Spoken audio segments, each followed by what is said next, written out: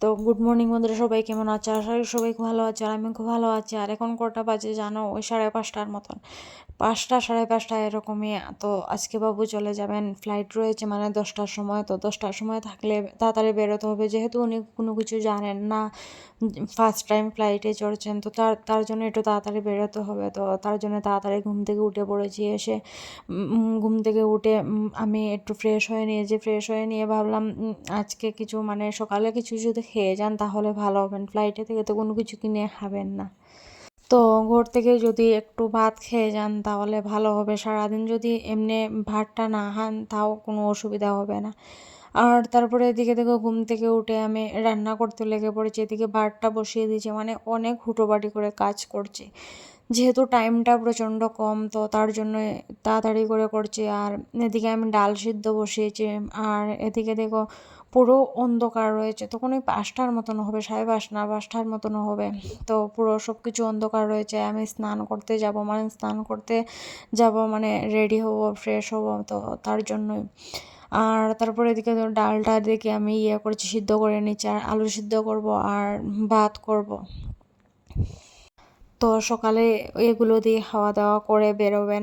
উনি বলেছিলেন যে খাওয়া দাওয়া করে বেরোবেন না, কিন্তু আমার মনে হলো সকালে খাওয়া দাওয়া করে বেরোনোটাই ভালো। আর যেহেতু ফ্লাইটে কোনো কিছু জানেন না, তো ফ্লাইটে থেকে কিনে তো খাবেন না। আর আমাদের আগরতলা গিয়ে নামবেন তখন ওই 3টে বেজে যাবে। তো 3টের সময় বেজে খাওয়া দাওয়া করতে পারবেন কি না, তারপরে আবার ট্রেন ধরতে হবে, না হলে ট্রেন আর ওই 7টার সময়। তাও কিন্তু আমি যেহেতু পরে ভিডিওগুলো দিচ্ছি, তো তার জন্য তোমাদেরকে বলতে পারছি, তাও কিন্তু ট্রেনটা মানে বাস ছিল 3টের সময়। আর ট্রেন রয়েছে ওই রাত্রে 7টার সময়। তো বুঝতেই পারছো 3টের সময় আগরতলা গিয়ে মানে 3 ঘন্টা বসতে হবে, আবার ট্রেনের অপেক্ষা করতে হলে। তো তাও গিয়ে বাসটা যেহেতু 2:40-এ ফ্লাইটটা মানে 2:40-এ টাইম ছিল ফ্লাইটের, যে আগরতলা গিয়ে পৌঁছবেন, কিন্তু 2:40-এ যায়নি, 10 মিনিটকে লেটে পৌঁছেছিল। তো তার জন্যই আর খাওয়া দাওয়া করতে পারেননি মানে স্টেশনে চলে গিয়েছিলেন বাসের জন্য। বাস তো 3টার সময় চলে যাবে। তো বাস স্টপে গিয়েও বাসটা পাননি, মানে 5 মিনিটের জন্য বাসটা চলে গিয়েছিল। তো তার জন্য অপেক্ষা করতে হয়েছিল। তো 3টে থেকে 7টা পর্যন্ত অপেক্ষা করেছিলেন। 7টা কোথায়, 7:30, মানে 7টার সময় তো ট্রেনের টাইম ছিল, কিন্তু 7:30টার সময় ট্রেনটা ছেড়েছে। তো বুঝতে পারছো, সকালে বেরিয়েছিলেন তখন ওই 8টা বাজে আমাদের রুমে থেকে, আর রাত্রে 12টা 1টার সময় গিয়ে রুমে পৌঁছেছেন। তো কতটা জার্নি হয়েছে বুঝতেই পারছো। মানে আমাদের আগরতলা থেকে না, মানে আমাদের এখানে যেতে প্রচণ্ড সমস্যা হয়ে যায়, মানে ট্রেনের বাসের ওই দুটো পাওয়া যায়, ট্রেন আর বাস। আর টাইমে যদি না যেতে পারো তাহলে আর মানে অপেক্ষা করতে হবে, 3-4 ঘন্টা বসে বসে অপেক্ষা করতে হবে। আর তারপরেও যে তুমি চলে গেলে সেটাও কিন্তু না, তারপরে তুমি যেতে হবে কুমারঘাট, মানে ট্রেনে গেলে কুমারঘাট যেতে হবে। তো কুমারঘাট যাওয়ার পরে তুমি এখান থেকে আবার কেউ নেওয়ার জন্য আসতে হবে। কুমারঘাট থেকে আমাদের বাড়িতে যেতে মানে ওই 1 ঘন্টার মতন লেগে যায়। তো আবার কুমারঘাট আসতে হবে। তো সেই জায়গাতে বুঝতেই পারছো, মানে এতটা রাত্রে, তখন ওই 12টা বেজে গেছিলো। তাও আমার দেওর এসেছিলো, আর আমার দেওরের 2-3টে বন্ধু এসেছিলো। তো তার জন্য এতটা অসুবিধা হয়নি। তাও এত রাত্রের সময় মানে সকাল থেকে এতটা জার্নি করে এত তাড়াতাড়ি ঘুম থেকে উঠে, আর উনি তো ফ্লাইটে ঘুম এসেছিল কিন্তু ঘুমাননি, মানে যেহেতু ফার্স্ট টাইম যাচ্ছেন ভয় পেয়ে। তারপরে এদিকে দেখো আমি সকালে খাওয়া দাওয়া দিয়ে দিয়েছি, আর ওরা সবাই ঘুমিয়ে রয়েছে। আমার বড় এখনও শুয়ে রয়েছে, ও উঠেনি এখনও। আর আজকে আমাদের করে লাস্ট খাওয়া মানে বেঙ্গালুরের করে। আর কালকে থেকে আর তো এরকম খাওয়ার দেবো না। আর কালকে থেকে তো চলে যাবেন, তো তার জন্য এই ক্লিপটা নিয়ে রাখলাম, আমিও দেখবো, তোমাদেরকে দেখাবো। আর তারপরে এদিকে দেখো আমার বড় উঠে ও ফ্রেশ হতে গিয়েছি, আর আমি স্নান টান করে নিয়েছি, মানে স্নান আর করিনি। সকালে যেহেতু ড্রেসটা চেঞ্জ করেছিলাম, তো একটু ফ্রেশ হয়ে নিয়েছি। ফ্রেশ হয়ে আমি রেডি হয়ে বেরিয়ে পড়েছি। আর এটা হচ্ছে আমাদের এখানে ফুলের মার্কেট, মানে কেয়ার ফ্রম ফুলের মার্কেট। তো ফুলের মার্কেট অনেক ধরনের ফুল নিয়ে বসেছিল। তো ফুলের নামগুলো তো জানি না, তোমরা যদি জেনে থাকো তাহলে কমেন্টে বলে দিও। আর খুব সুন্দর লাগছিল ফুলগুলো দেখতে, তো তার জন্য তোমাদের সাথে একটু শেয়ার করলাম। আর আমরা যখন বেরিয়েছিলাম তখন ওই 8টা 8:30টার মতন হবে, 7:30 8টা এরকমই হবে। আমার একটা ভাই ও এখানে ড্রাইভিং করে, তো ওর গাড়িতে গিয়েছিলাম। আর তারপরে এদিকে দেখো আমরা পিছনে বসেছিলাম, আমি, আমার বর আর বাবু, আর সামনে বসেছিল আমার ভাই। তো আমরা 4জনই যাচ্ছি। আর একটা ভাইয়ের যাওয়ার ইচ্ছে ছিল কিন্তু সে আর যেতে পারেনি, যেহেতু এয়ারপোর্টের রাস্তা বুঝতেই পারছো, মানে এখানে পিছনে 3জনই বসতে পারে আর সামনে একজন, মানে 4জনই যেতে পারবে। তো আর যদি বেশি যায় তাহলে পুলিশ টুলিশ যদি ধরে তাহলে সমস্যা হয়ে যাবে, তো তার জন্যই আর ওকে নিয়ে যাওয়া হয়নি। তারপর এদিকে দেখো আমি এরকম কেন শুয়ে রয়েছে জানো, আমার না আজকাল গাড়ি চললে এত প্রবলেম হয়, মানে পুরো দিন শুধু মাথা ব্যথা করবে। তো তার জন্য আমি এরকম বসেছিলাম, যদি একটু শান্তি লাগে বা ভালো লাগে। আর আমি সারা রাস্তা কিন্তু চোখটা বন্ধ করেই গিয়েছিলাম, কোনো কিছু বাইরের দেখবো না, আর না হলে আমার দিনটা পুরো এরকম যাবে। কখনো কখনো প্রচণ্ড মাথা ব্যথা করবে, তারপরে মাথা ঘুরাবে, মানে এরকম করে আমি আজকাল ছোটো গাড়ি চড়তেই পারি না। আমার জন্য স্কুটিই ঠিক আছে, বাইক স্কুটি হাওয়া টাওয়া লাগে, ভালো লাগে। তো তারপরে এদিকে দেখো আমি একটু নাটক করছিলাম, আমার বর বলছিল যদি ফোনটা না বাইরে যায়, আমি বললাম আরেকটা কিনে দেবে, অসুবিধা নেই। তো সেটা নিয়ে একটু মজা করছিলাম আমি। আর এরকম ভিডিও করে না সবাই, মানে চুলগুলো হাওয়াতে উড়ে উড়ে যায়, আর এরকম ভিডিও করে সেটাই করার চেষ্টা করেছিলাম, কিন্তু সেটা তো হয়নি, যাই হোক কিছু একটা হয়েছে। আর তারপরে এদিকে দেখো এয়ারপোর্টের রাস্তাতে ঢুকে পড়েছি, আর এই রাস্তাগুলো খুব সুন্দর, মানে এয়ারপোর্টের রাস্তা তো এমনিতেই সুন্দর হয়, আর বেঙ্গালুরুর রাস্তাগুলো এমনিতেই সুন্দর থাকে, পরিষ্কার থাকে, মানে পুরো পরিষ্কার থাকে। আমাদের এখানেরও এখন ত্রিপুরার রাস্তাঘাটগুলো মানে অনেক ভালো হয়েছে, আগের থেকে তো অনেক ভালো হয়েছে, অনেক ভালো হয়েছে। আগে তো প্রচণ্ড খারাপ ছিল রাস্তাঘাট, মানে যে জায়গাতে তোমার যেতে 10 মিনিট লাগবে সেই জায়গাতে যেতে তোমার আধা ঘন্টা লাগতো, এরকম রাস্তা ছিল। এখন তো খুব ভালো হয়েছে। আর বাবু যাওয়ার সাথে সাথে আমারও ছুটির দিন ফুরিয়ে আসে। আমি যে মানে ছুটি নিয়েছিলাম, আমি বললাম না যে ছুটি আমি কম করে নিয়েছি, নিজে থেকে কম করে নিয়েছি। তারপরে এদিকে দেখো মানে এয়ারপোর্ট আর বেশি দূরে না, আর কিছুক্ষণের রাস্তা, আর কিছুক্ষণে আমাদের সাথে রয়েছে না। আর এই রাস্তাগুলো এত সুন্দর, সাইডের ফুলগুলো দেখো না কত সুন্দর লাগছে দেখতে, আর এগুলো কিন্তু পুরো অরিজিনাল ফুল। আর এখানে কিন্তু কাজ করার জন্য মানুষও রয়েছে, আমরা দেখেছিলাম যাওয়ার সময় যে জল দিচ্ছেন, কেউ কেউ মানে পাতাগুলো পরিষ্কার করে দিচ্ছেন। আর আমি ভিডিওটা অনেকটা ফাস্ট করে দিয়েছি, তো তার জন্য তোমরা এরকম দেখতে পাচ্ছ, না হলে একটা মুভি হয়ে যাবে, প্রচণ্ড বড় ভিডিও হয়ে যাবে। আর যেহেতু আজকাল বড় ভিডিওতে ভিউজটা খুব কম আসে, তো যাই হোক কিছু করার নেই। আর আমার চ্যানেল তো এমনিতেই কি সমস্যা চলছে, তো সেটা আর বলে ফায়দা নেই, আমি আমার কাজ করে যাব। তারপরে এদিকে দেখো এয়ারপোর্টে চলেও এসেছি, আর এয়ারপোর্টে এসেও না একটু মানে সমস্যা হচ্ছিল, যেহেতু আমরা ফার্স্ট টাইম এই ফ্লাইটটা টিকিট করেছিলাম, কি জানি একটা নাম ছিল ফ্লাইটের, নতুন এসেছে সেটা। আমরা যতবারই জার্নি করেছি এয়ার ইন্ডিয়া না হলে ইন্ডিগো, বেশি আমরা ইন্ডিগোতে জার্নি করেছি, এয়ার ইন্ডিয়াতে একবার করেছি। এয়ার ইন্ডিয়ার এক্সপিরিয়েন্স খুব বাজে ছিল আমাদের, 1 ঘন্টা লেট ছিল ফ্লাইট। তো ইন্ডিগোতে কিন্তু সেরকম হয়নি, আমরা অনেকবার ফ্লাইট জার্নি করেছি, তো সেটা হয়নি, কিন্তু এয়ার ইন্ডিয়াতে হয়েছিল, ফার্স্ট টাইমে এরকম হয়েছিল আমাদের সাথে। তো তারপরে দিকে দেখো বোর্ডিং পাস বার করা হয়নি, তো উনি বলেন বোর্ডিং পাস না হলে হবে, মানে এই যে ফ্লাইটটা এটার বোর্ডিং পাসের যে মেশিনগুলো থাকে সেটা কিন্তু বাইরে নেই, যেহেতু নতুন ফ্লাইট এসেছে, কি জানি একটা বেশ নাম ছিল, ভুলে গিয়েছি, এখনও মনে পড়ছে না।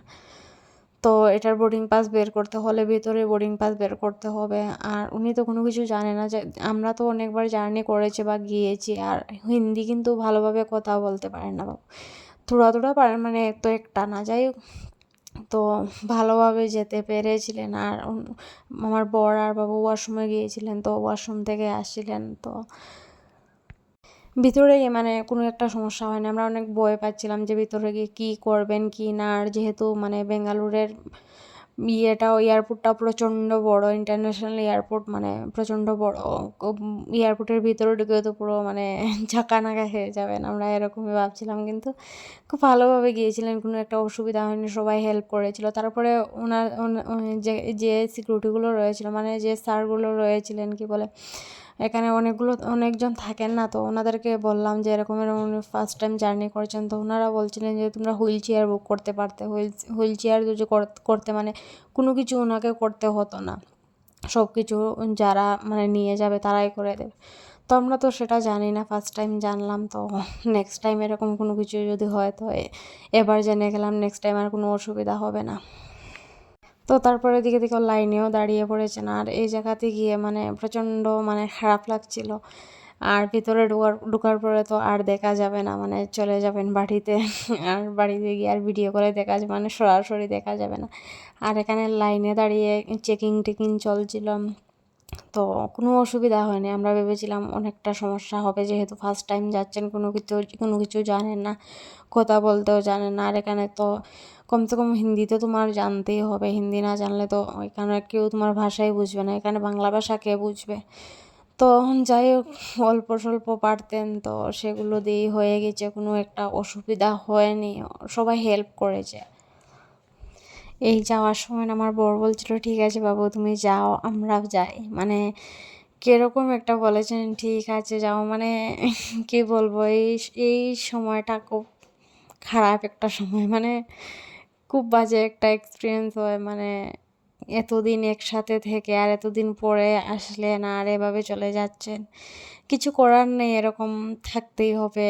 আর আমরা গিয়ে যদি বাড়িতে গিয়ে থাকি তাহলে হবে না, আর এখানেও যদি উনি থাকেন তাও হবে না। তো যার যে জায়গাতে যার যেকে ফিরতেই হবে, আর সেটা মেনে নিতেই হবে। যা কিছু হয় সব কিছু ভালোর জন্য হয়, আর যে কাজে এসেছিলেন সেই কাজ ভালোভাবে মিটিয়ে গেছে, সেটাই সবচেয়ে বড় কথা। মানে ডাক্তার দেখাতে এসেছিলেন, ডাক্তার দেখানোটা খুব ভালোভাবে হয়েছে, কোনো কোনো খারাপ কোনো কিছু রিপোর্টে আসেনি, সব কিছু রিপোর্ট ভালোই এসেছিলো। তারপরে এদিকে দেখো আমরা এখন চলে যাব আমাদের গন্তব্যস্থলে, আর বাবু এখন অপেক্ষা করবেন 1 ঘন্টা আগে, 1 ঘন্টা কি 1.5 ঘন্টা আগে, মানে এয়ারপোর্টের ভিতরে ঢুকে গিয়েছিলেন, চেক ইন করে নিয়েছিলেন। তো এখন বসে থাকবেন, মানে ভিতরে ঢুকে গেলে কোনো অসুবিধা নেই, ওয়েটিং রুমে বসে থাকবেন, কোনো অসুবিধা নেই। যেহেতু ফার্স্ট টাইম তার জন্য একটু তাড়াতাড়ি আমরা বললাম ভিতরে ঢুকে যাওয়াটাই ভালো। তো তারপর এদিকে দেখো আমাদের গাড়িও চলে এসেছে, আর আমরা গাড়িতে উঠে যাচ্ছি আমাদের ঘরে যাওয়ার জন্য। আর আমরা যাওয়ার সময় একটু আমরা এনজয় করে গিয়েছিলাম, যেহেতু আমার বরেরও মনটা একটু খারাপ ছিল, সবারই মনটা একটু একটু খারাপ ছিল, যেহেতু এতদিন একসাথে সবাই থেকেছিলেন, একসাথে খাওয়া দাওয়া, মানে আলাদা একটা ইয়ে ছিল তো। আর গ্রামের মানুষ বা আমার তো ঘরের মানুষ, কিন্তু আমার ভাই ওরা সবের তো মানে একটা হয় না নিজের মানুষ আসলে, আর তারপরে চলে গেলে এখানে তো আমাদের জানাশোনা কেউ নেই, নিজের মানুষ কেউ নেই, মানে পুরো অচেনা একটা জায়গাতে রয়েছি। তো তার মধ্যে যদি কেউ একটা জানাশোনা মানুষ আসে তাহলে আলাদা একটা ইয়ে হয়। যাই হোক, সবারই একটু একটু মন খারাপ ছিল। তো যাওয়ার সময় আমরা অনেকটা এনজয় করে যাচ্ছিলাম, আর যাওয়ার সময় মানে ঘুরে আসার সময় আমার বর কিন্তু সামনে বসেছিল, ও বলছিল যে পিছনে বসলে আমার আবার মাথা ব্যথা করবে, তো আমি পিছনে সামনেই বসবো, সামনে বসলে নাকি হয় না। যে ভাই আমার ড্রাইভার রয়েছে, তো সে বলছিল এরকম পিছনে বসলে নাকি এরকম হয়। তো আমি আর আমার ভাই, মানে আমার যে দাদা প্রশান্ত, আমরা পিছনে বসেছিলাম। আমি সবাইকে ভাই ভাই বলে তোমাদের মানে বুঝতে সমস্যা হয়ে যাবে। তো আমরা পিছনে বসে একটু মজা টজা করছিলাম, আর সবাই একটু মানে খুশিভাবে যাওয়ার চেষ্টা করছিলাম। মনটা যেহেতু খারাপ রয়েছে, তো একটু এনজয় করলে মনটাও ভালো হবে বা আমার বরের মনটাও ভালো হবে। আর তারপরে এদিকে আসার সময় দেখো ফুলগুলো কত সুন্দর লাগছে। আসার সময় আমি অনেক সাইডে থেকে এই ভিডিওটা করেছিলাম, তো তার জন্য তোমাদেরকে সব কিছু দেখাতে পারলাম। তারপরে এদিকে দেখো চলে গিয়েছিলাম আমরা খাওয়া দাওয়া করতে, যেহেতু আমরা সকালে কোনো কিছু খেয়ে যায়নি, শুধু দাঁত ব্রাশ করেছি, ফ্রেশ হয়েছি, চলে গিয়েছি। তো তারপরে এদিকে দেখো নিয়েছিলাম ডোসা, আর আমার বর খাচ্ছে, মানে এটাকে কি সেট দোসা বলে, খুব টেস্ট হয়েছিল। কিন্তু আমরা উডুপি থেকে খেয়েছিলাম, উদুপিতে খেয়েছিলাম, উডুপি বলছি, যাই হোক।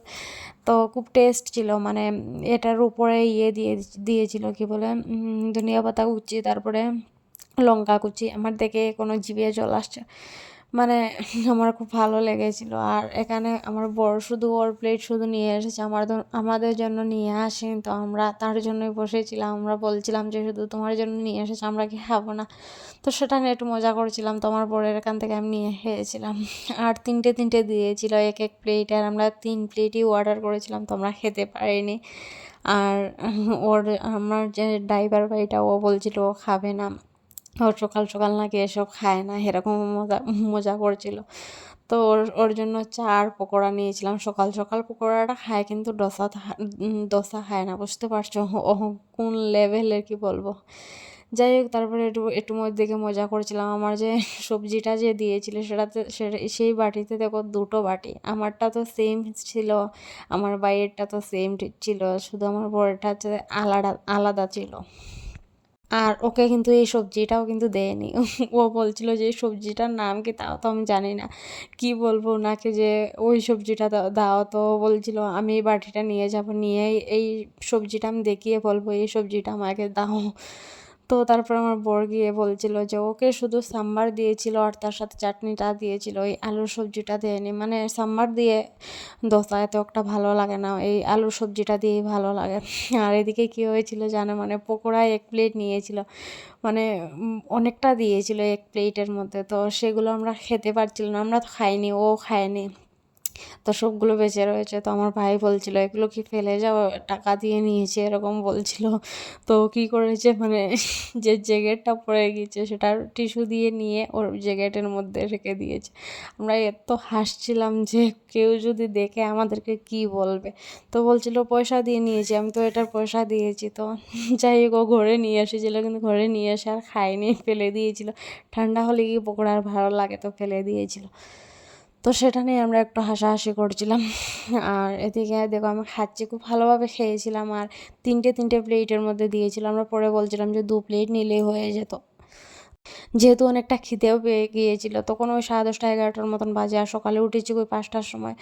তো অনেকটা খিদে পেয়ে গিয়েছিল, আর খিদে পাওয়ার পরে মনে হয় অনেকটা খেয়ে নেবো, কিন্তু খাওয়া যায় না পরে। তারপরে এদিকে করে চলে এসেছি, এসে এমনিতে একটু শুয়েছিলাম আমি আর আমার বর। আমার প্রচণ্ড ঘুম আসছিল, আর যেভাবে শুয়েছিলাম এভাবে ঘুমিয়ে পড়েছি, আর কিছু বলতে পারি না। তারপরে দেখো উঠেছি, মুখ টুক পুরো ফুলে গিয়েছে। আমার বড় এই মাত্র উঠলো, তখন ওই 3:30 4টের মতন বাজে। তো অনেক কাজ বাজ রয়েছে করে, সেই কাজ বাজও করতে হবে। তো উঠে বসে ভাবছি যে কোথা থেকে শুরু করব। আর এই কানেরগুলো কানে লাগানোর পরে না প্রচণ্ড চুলকাচ্ছে, জানি না কেন।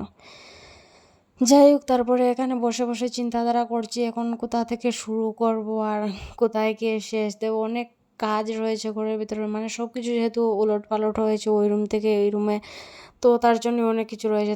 তারপরে কিচেনটাও তো এভাবে রয়েছে, মানে সকালে কোনো কিছু গুছিয়ে যেতে পারিনি, যেহেতু সকাল সকাল বেরিয়ে গেছিলাম, তো তার জন্য আর সেভাবে গুছিয়ে যেতে পারিনি। আর যাই হোক বন্ধুরা, আজকের জন্য ভিডিওটা এতটুকুই রাখলাম। আবার পরে ভিডিও নিয়ে আসবো, সব কিছু গুছাতে হবে, এখন কাজে লেগে পড়বো। আর কখন জানি না খাওয়া দাওয়া করবো, আর কখন স্নান করবো। যাই হোক, সবাইকে ভালো থেকো, সুস্থ থেকো। আজকের জন্য এতটুকুই।